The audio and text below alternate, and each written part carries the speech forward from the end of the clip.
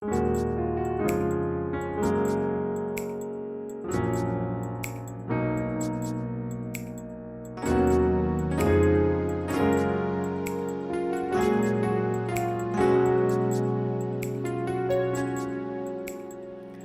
suis venu au monde pour une grande mission, proclamer l'évangile chaque jour de ma vie. À travers chaque œuvre d'amour et chaque geste de bonté, j'ai été choisi par mon Dieu pour témoigner pour lui. Je suis une femme, création de Dieu, aimée, sauvée, choisie par lui, pour propager son immense amour. Je lui répondrai, me voici Seigneur.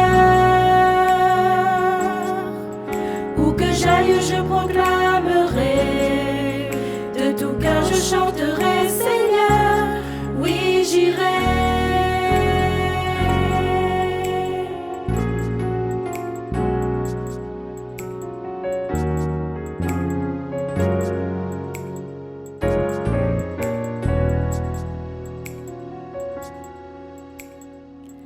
Nous les femmes d'aujourd'hui prêchons la foi, l'espérance.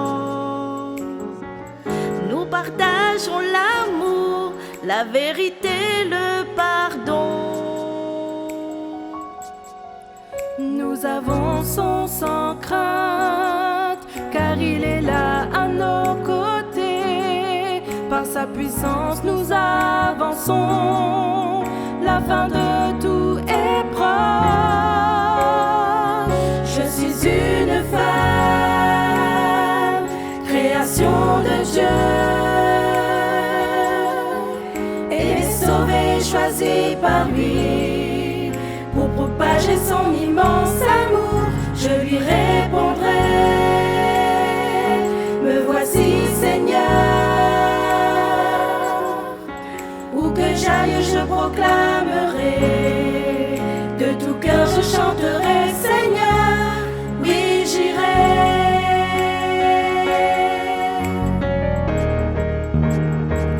Je suis une femme, création de Dieu, aimée, sauvée, choisie par lui, pour propager son immense amour. Je lui répondrai,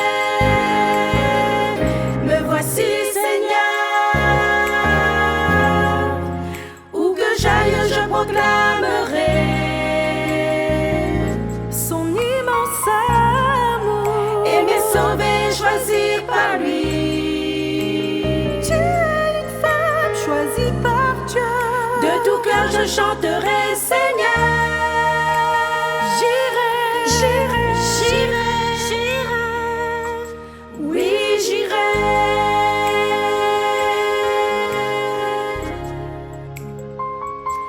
Oui j'irai.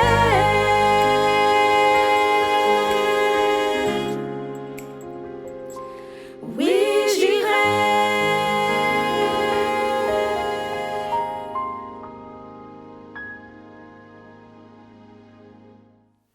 Bonjour à tous et à toutes. Pour la lecture de ce matin, je vous invite à prendre avec moi en Ésaïe au chapitre 12, le verset 3 à 6. Ésaïe au chapitre 12, le verset 3 à 6. Vous puiserez de l'eau gaiement aux sources du salut. En ce jour-là, vous direz, célébrez le Seigneur, invoquez son nom. Faites connaître parmi les peuples ses hauts faits. Rappelez combien son nom est sublime. Chantez le Seigneur, car il a fait des choses magnifiques. Qu'elles soient connues par toute la terre. Triomphe et pousse des cris de joie, habitants de Sion, car il est grand ton Saint, le Saint d'Israël. Amen.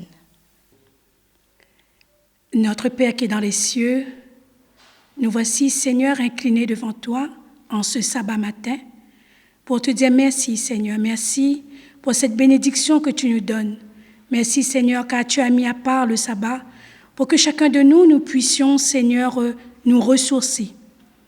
Alors Seigneur, je mets, Seigneur, cette journée mi-femme, cette journée spéciale de prière entre tes mains. Mon Dieu, je te prie aussi tout spécialement pour toutes les personnes, Seigneur, qui vont officier ce matin. Seigneur, que tu puisses bénir et que toutes les personnes qui sont connectées puissent, Seigneur, se sentir à l'aise. Que tu puisses les bénir et que tu puisses étendre ta main guérissante et bénissante sur chacun d'entre eux.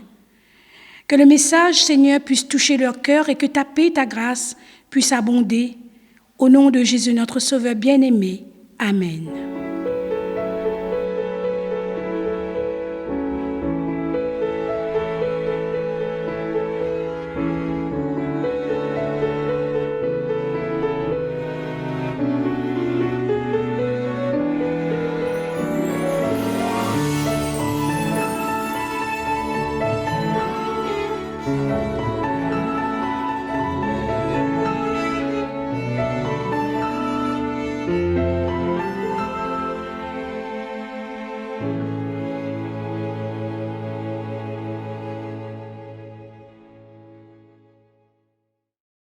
Bonjour à toutes et à tous.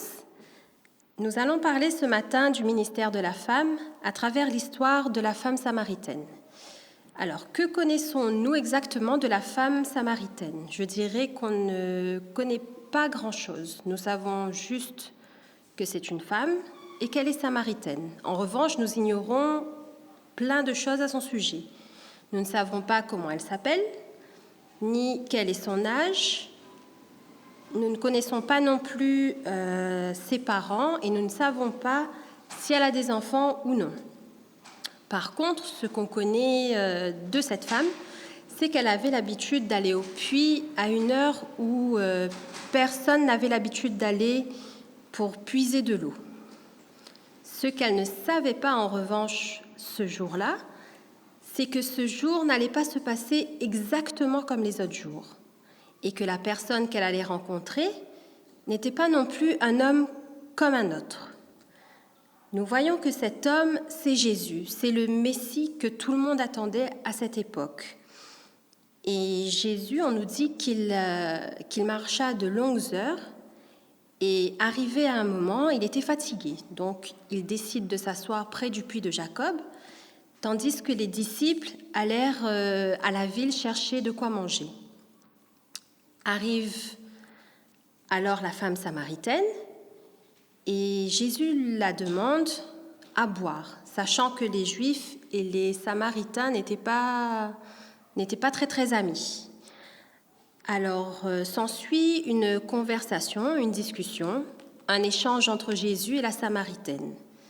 Mais je me pose d'abord une question. Quand Jésus il arrive au puits, et qu'il voit la Samaritaine, est-ce qu'il a déjà connaissance de cette femme ? Est-ce qu'il la connaît déjà ? Est-ce qu'il a déjà vu cette femme ? Ou est-ce la première fois ? Selon l'histoire, c'était la première fois que Jésus voyait cette femme. Mais pourtant, nous voyons que Jésus la connaissait quand même. Nous allons prendre ensemble Jean 4 au verset 18. Et ce verset nous dit ceci. « Tu as raison de dire, je ne suis pas mariée. Tu l'as été 5 fois, et l'homme avec lequel tu vis actuellement n'est pas ton mari. » Jésus ne connaissait pas cette femme, et pourtant la déclaration qu'il vient de faire au sujet de sa vie conjugale montre bien qu'il connaît quand même le personnage. Il sait que cette femme ne mène pas une vie parfaite et qu'elle ne respecte pas parfaitement les lois non plus. Alors, on comprend maintenant pourquoi la femme samaritaine ne se rendait pas au puits au même moment que les autres femmes. Elle avait sans doute honte, elle se sentait certainement aussi coupable de vivre la vie qu'elle menait. Et les gens, en la voyant, se disaient « Ah ben tiens, regarde, c'est elle, celle qui a eu 5 maris et celle qui vit avec un homme mais qui n'est pas mariée. » Elle avait honte du regard des gens et se sentait coupable car sûrement les gens lui faisaient des remarques faisait des moqueries à son sujet et qui serait à l'aise avec tout ça? La femme samaritaine n'était pas une femme parfaite. Elle ne connaissait pas et ne respectait pas les lois. Mais elle avait une certitude, elle avait une conviction. Et la conviction qu'elle avait, c'était que le Messie allait venir, que Jésus allait venir. Cette personne qu'elle venait tout juste de rencontrer, c'était le Messie et que tout le monde l'attendait. Nous allons voir au verset 25 du chapitre 4 qui nous dit ceci. La femme lui dit, « Je sais qu'un jour le Messie doit venir, celui qu'on appelle Christ. Quand il sera venu, il nous expliquera tout. » Le verset 26 continue en disant, « Je suis le Messie, moi qui te parle, lui dit Jésus. » Ce verset est très important, car nous voyons que la conviction que cette femme avait vient tout juste d'être confirmée par Jésus lui-même, par le Messie tant attendu. Et nous allons maintenant prendre le reste du chapitre 4. Alors, je vous invite à prendre avec moi Jean 4, au verset 28 à 30 et 39 à 42. Alors la femme laissa là sa cruche, se rendit à la ville, et la voilà qui se mit à dire autour d'elle, « Venez voir, un homme qui m'a dit tout ce que j'ai fait, et si c'était le Messie ?» Les gens sortirent de la ville pour se rendre auprès de Jésus. Nous allons prendre maintenant le verset 39 à 42. Il y eut dans cette bourgade beaucoup de Samaritains qui crurent en Jésus grâce au témoignage qu'avait rendu cette jeune femme, en déclarant « Il m'a dit tout ce que j'ai fait ». Lorsque les Samaritains furent venus auprès de Jésus, ils le prièrent de rester. Il passa 2 jours chez eux. Ils furent encore bien plus nombreux à croire en lui à cause de ses paroles. Et ils disaient à la femme, « Nous croyons en lui non seulement à cause de ce que tu nous as rapporté, mais parce que nous l'avons nous-mêmes entendu et nous savons qu'il est vraiment le Sauveur du monde. » Alors, nous avons pris ces versets, mais je remonte un petit peu au début du verset 28. Au début de ce verset, on nous dit que cette femme était venue puiser de l'eau. Elle était venue puiser de l'eau pour justement accomplir ses tâches ménagères. Cependant, après la rencontre avec Jésus, ce qu'elle était venue faire n'avait tout à coup plus d'importance, car dans la première partie du verset 28, il nous est dit « Elle laissa là sa cruche », ce qui montre bien un changement de priorité dans le comportement de cette femme. Mais elle laissa sa cruche au pied du puits. Pourquoi ? Elle avait une nouvelle priorité, car après cette rencontre avec Jésus, cette femme fut transformée, non seulement à cause de ce que cet homme, ce Messie tant attendu, lui avait dit et lui avait révélé sur sa vie, mais non seulement pour ça, mais aussi parce qu'elle avait accepté Jésus. Je continue le verset 28 qui nous dit « Elle se rendit à la ville et la voilà qui se mit à dire autour d'elle « Venez voir. Un homme m'a dit tout ce que j'ai fait. Et si c'était le Messie ?» Nous voyons qu'après ça, il y a eu une transformation, car au tout début du récit, on nous dit que cette femme évitait les gens. Et nous voyons maintenant que son comportement a changé et qu'au lieu d'éviter tous ces gens qui la jugeaient, qui se moquaient d'elle, qui l'évitaient eux aussi, elle va au-devant de ces gens pour leur annoncer quelque chose de très important. Elle va leur annoncer que celui que tout le monde attend est maintenant présent, qu'il est arrivé et que c'est le moment de venir à Jésus. Cette honte et cette culpabilité que ressentait cette femme s'est tout à coup transformée en joie. Et sa première priorité, qui était de s'occuper de ses affaires, est maintenant devenue une autre priorité et elle a voulu annoncer que ce que tout le monde attendait, c'est ce moment si important, il est maintenant arrivé. Et j'imagine la joie qu'a dû ressentir cette femme à ce moment pour pouvoir laisser de côté tout ce qui s'est passé. Imaginez-vous, vous êtes dans une ville et tout le monde vous montre du doigt. Et d'un coup, vous faites une rencontre qui change tout. À ce moment-là, vous faites table rase du passé et vous surmontez les obstacles qui vous empêchaient d'avancer auparavant. Ces gens qui l'a jugée sont maintenant ceux qui vont écouter cette femme. Et c'est à travers cette femme, justement, qu'ils vont rencontrer Jésus, celui que tout le monde attendait. Et du coup, la femme samaritaine, on nous dit qu'elle alla prêcher, qu'elle alla témoigner de son expérience avec Jésus.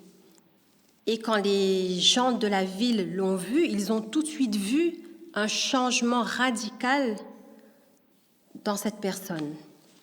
Elle était certes pas devenue parfaite, mais elle était devenue quelqu'un de différente. Elle était une nouvelle créature.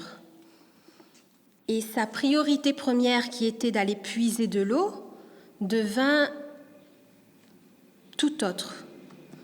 Sa priorité est devenue d'aller annoncer aux gens la bonne nouvelle. Mais je dirais qu'elle ne l'a pas seulement annoncée. Elle a annoncé la bonne nouvelle, mais elle a aussi témoigné de par son changement. Et les mots qu'elle a utilisés n'ont pas été des mots compliquée. Elle n'a pas fait des études de théologie, elle n'a pas rassemblé des foules et des foules dans une grande salle ou sur une grande place, non. Elle a juste relaté ce qui s'était passé. Elle a raconté son expérience et dit ce qu'elle a ressenti lors de cette rencontre.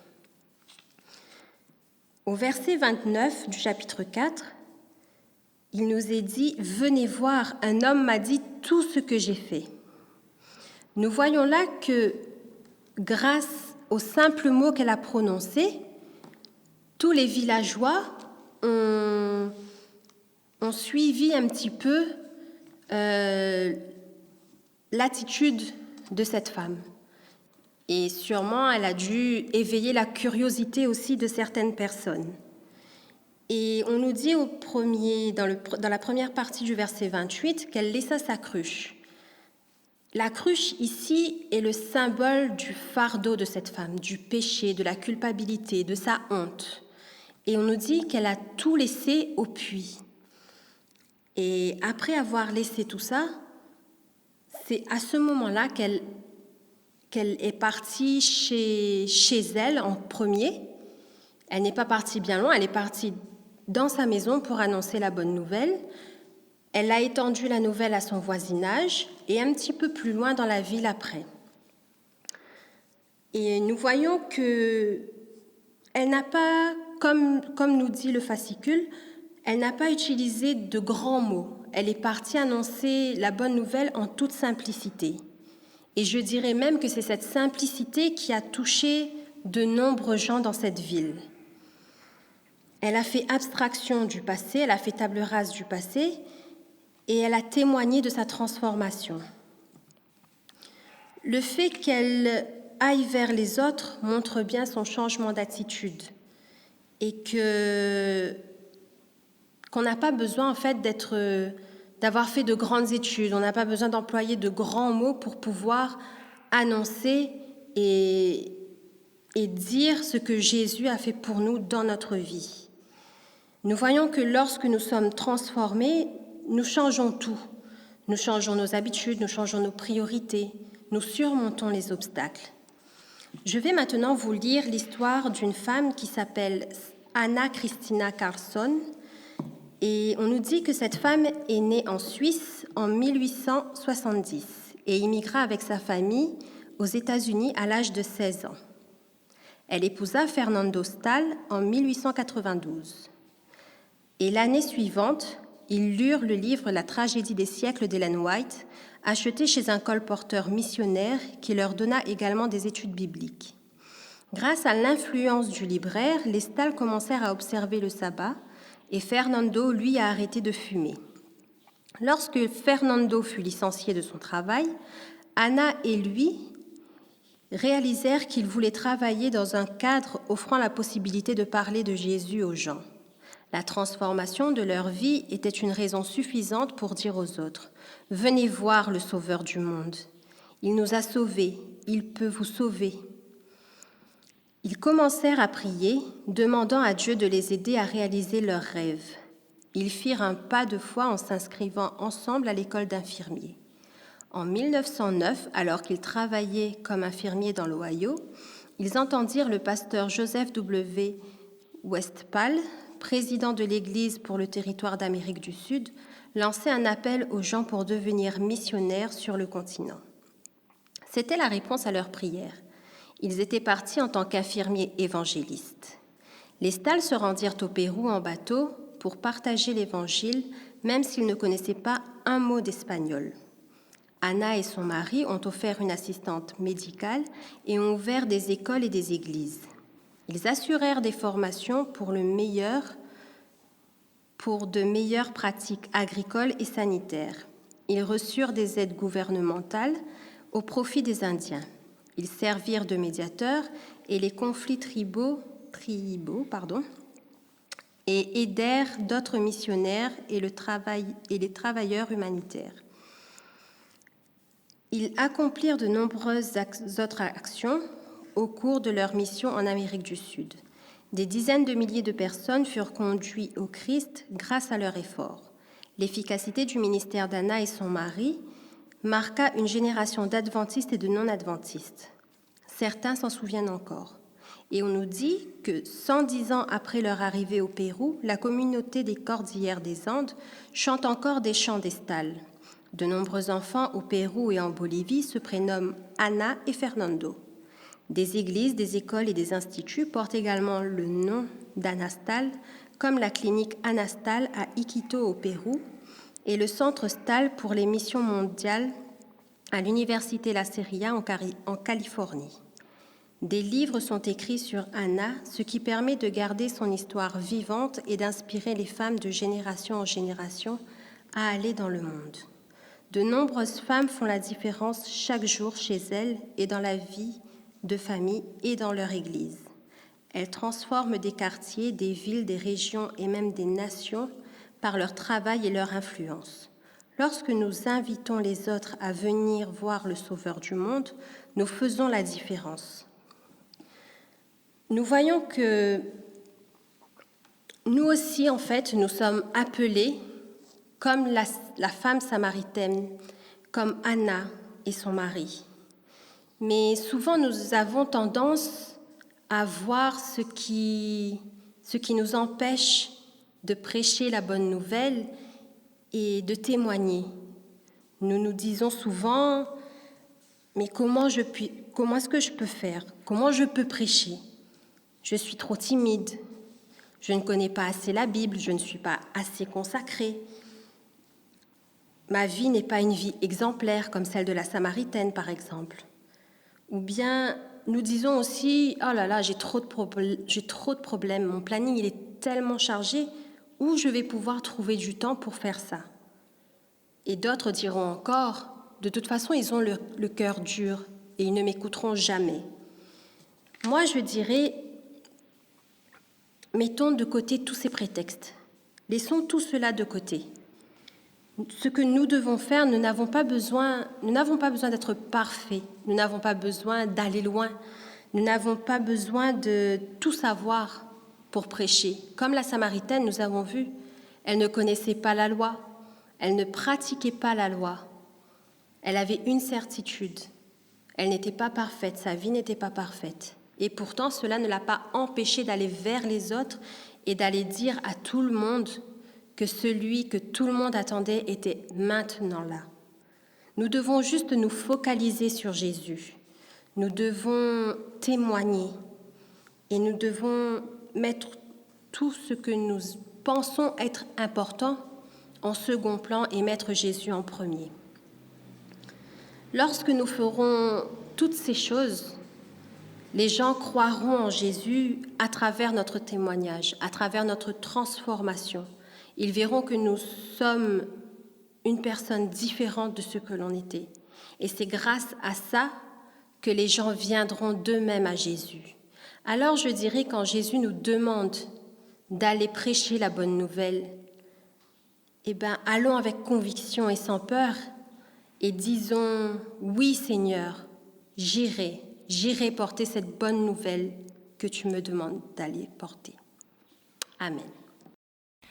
Notre Père qui est dans les cieux, nous voulons, Seigneur, encore te remercier. Merci car tu es bon, Seigneur. Tu nous montres encore aujourd'hui que malgré nos défauts, nos imperfections, tu es là pour nous et tu nous aimes, Seigneur. Permets, Seigneur, que comme cette femme samaritaine, nous puissions, Seigneur, te rencontrer, découvrir qui tu es et savourer ta bonté, Seigneur. Et une fois que nous te connaissons, Seigneur, aide-nous à aller proclamer la vérité, Seigneur. Aide-nous à être des missionnaires. Qu'importe ce que nous sommes, comment nous sommes, aide-nous, Seigneur, à aller partager ce que tu as fait pour nous, tous les miracles que tu as accomplis dans nos vies, Seigneur. Bénis encore chacun d'entre nous. Au nom de Jésus, je te prie. Amen.